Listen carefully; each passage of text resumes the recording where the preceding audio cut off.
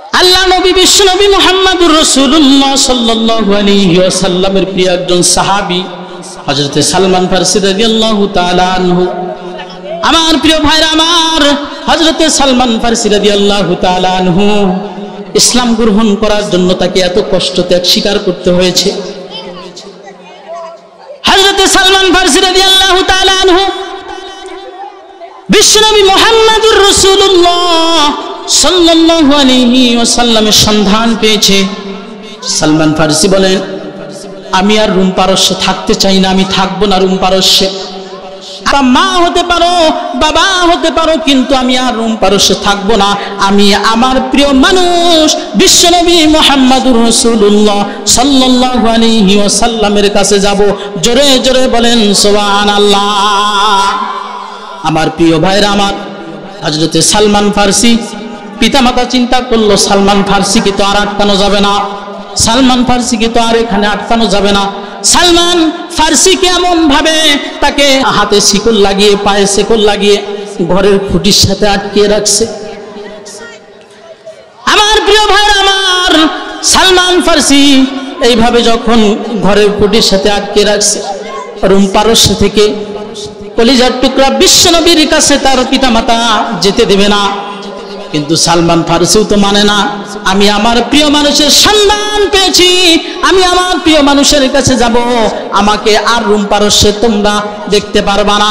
সালমান ফারসির পিতামাতা যখন সালমান ফারসিকে দু হাত করা বেঁধে, শিকল দিয়ে পা দিয়ে বেঁধে যখন সালমান ফারসিকে এইরকম ভাবে ঘরের খুঁটির সঙ্গে যখন তাকে আটকে রেখেছে, একদিন যায়, 2 দিন যায়, 3 দিন যায়, সালমান ফারসিকে কখনো খুলে দেয় না। সালমান ফারসি তার বোনকে ডাক দিয়ে বললে, বোন শোনো, আমি তো তোমার ভাই, আমাকে একটু হাতের তালাগুলো খুলে দাও, আমার পায়ের সেগলটা খুলে দাও, আমি আর রোম পারস্যে থাকবো না। এইভাবে যখন তার বোনকে যখন এরকম ভাবে কাকুতি বিনতির সাথে বলল, সালমান ফারসির বোন যখন সালমান ফারসির 2 হাতের সেকলটা খুলে দিল, পায়ের শেকলটা খুলে দিল, সালমান ফারসি ডাক দিয়ে বলল, বোন আমি আর রোম পারস্যে থাকতে চাই না, আমি রোম পারস্যে থাকবো না, আমি এখন চলে যাব আমার নবীর সন্ধানে, আমার নবীর কাছে গিয়ে কালেমা পড়ে মুসলমান হয়ে যাব।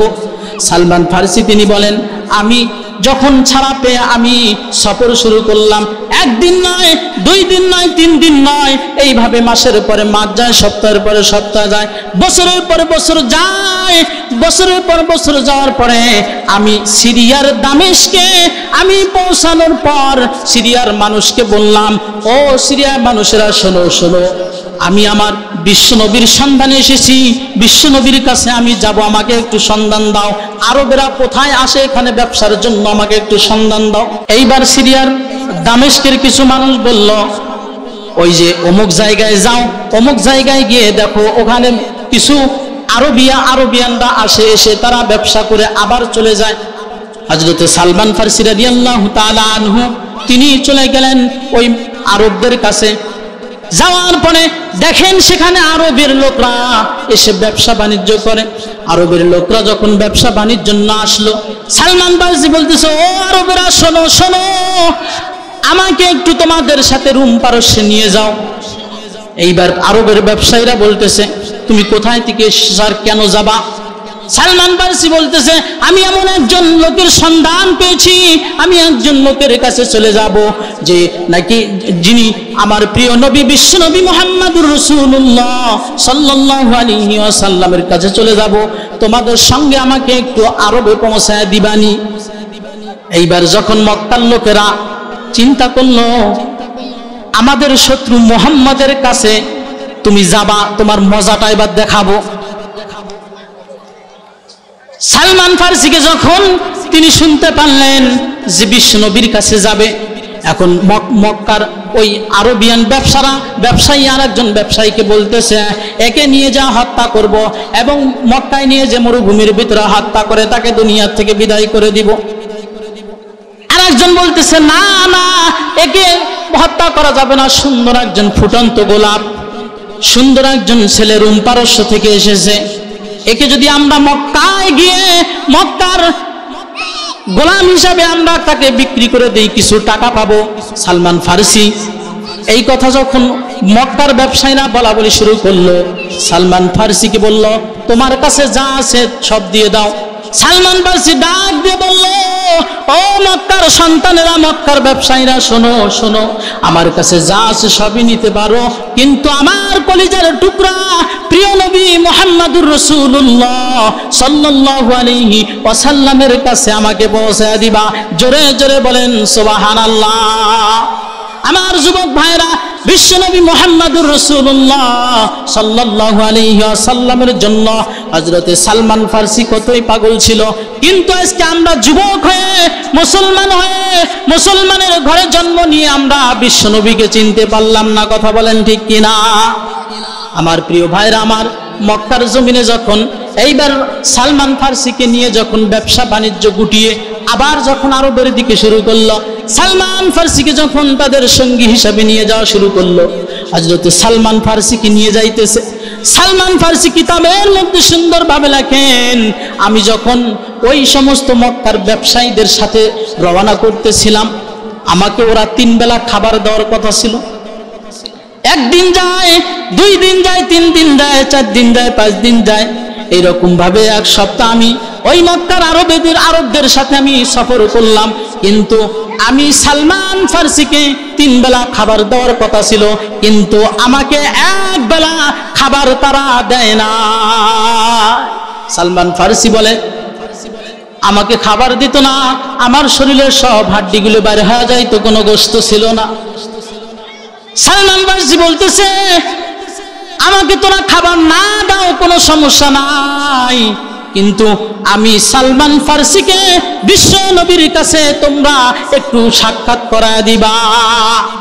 আমার প্রিয় ভাইরা, আমার সালমান ফার্সিকে যখন নিয়ে চলে গেলেন মক্কার বাজারে গিয়ে সালমান ফার্সিকে বলতেছে, তোর তো সাহস কম নয়, আমাদের মক্কার সব লোকদেরকে বিশ্ব নবী মুহাম্মদুর রাসূলুল্লাহ সাল্লাল্লাহু আলাইহি ওয়াসাল্লামের কাছে যারা যায় তাদেরকে আমরা যাইতে দেই না, আর তুই রুম পারস্য থেকে এসেছিস, এত বড় তোর সাহস, আর তোরা আমার কাছে এসে মুহাম্মাদের সন্ধান চাইতেছিস, তোর তো সাহস কম না।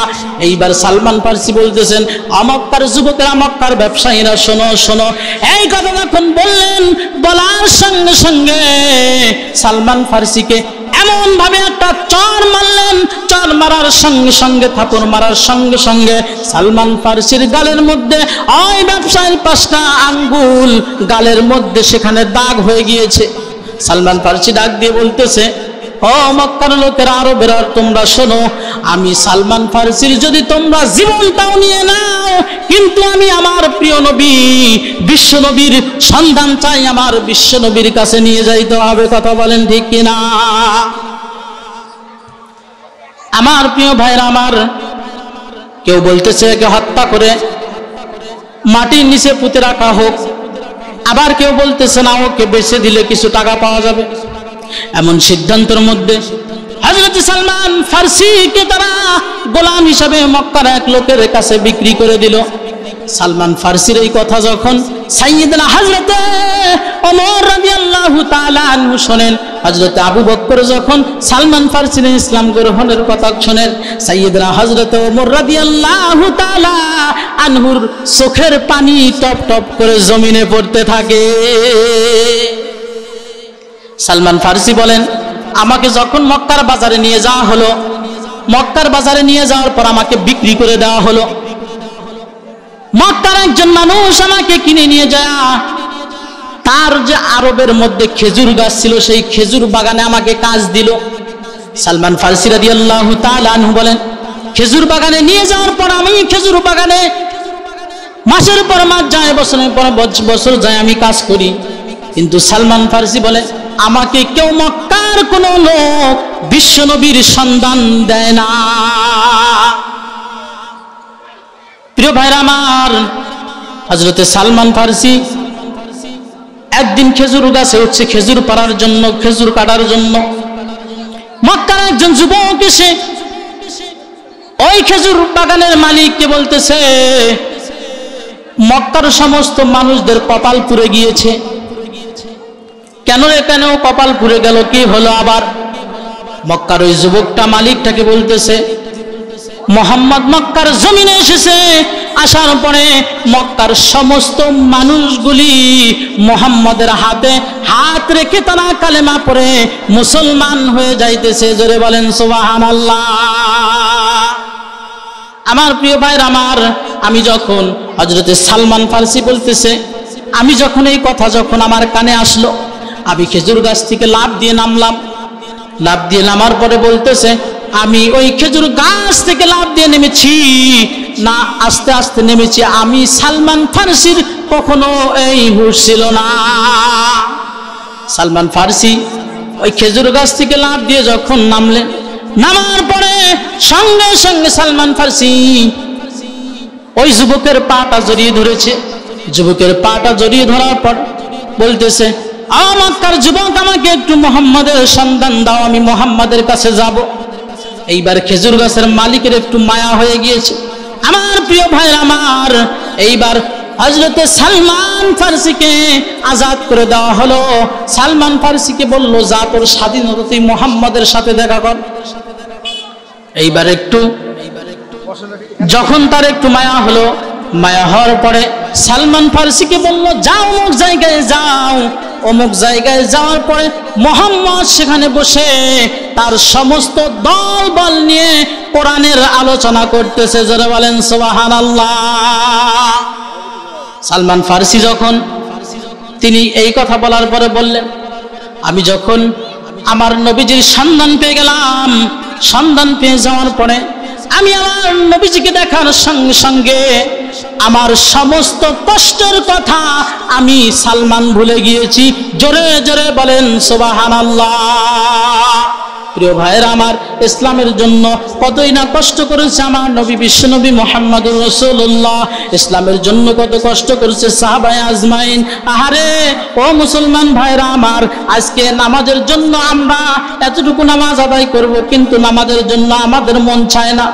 সাহাবায়ে কেরাম যাদের উপর আল্লাহ রাব্বুল আলামিন বলছেন রাদিয়াল্লাহু আনহুম ওয়ারাদু, অর্থাৎ সাহাবাদের উপর আমার আল্লাহ রাব্বুল আলামিন রাজি এবং খুশি হয়ে গিয়েছেন, এবং আল্লাহ পাক রব্বুল আলামিন সাহাবাদের উপর রাজি খুশি হয়েছেন, এবং সাহাবায়ে কেরাম আল্লাহ রব্বুল আলামিনের উপর রাজি এবং খুশি হয়ে গিয়েছেন। কিন্তু তারপরেও বিশ্বনবী মুহাম্মদুর রাসূলুল্লাহ সাল্লাল্লাহু আলাইহি ওয়াসাল্লামের প্রিয় সাহাবীরা তারপরেও কবরের কথা চিন্তা করে কান্না করতেছে। আমার মুসলমান ভাইয়েরা আমার, আহারে আমরা কি মুসলমান হইলাম?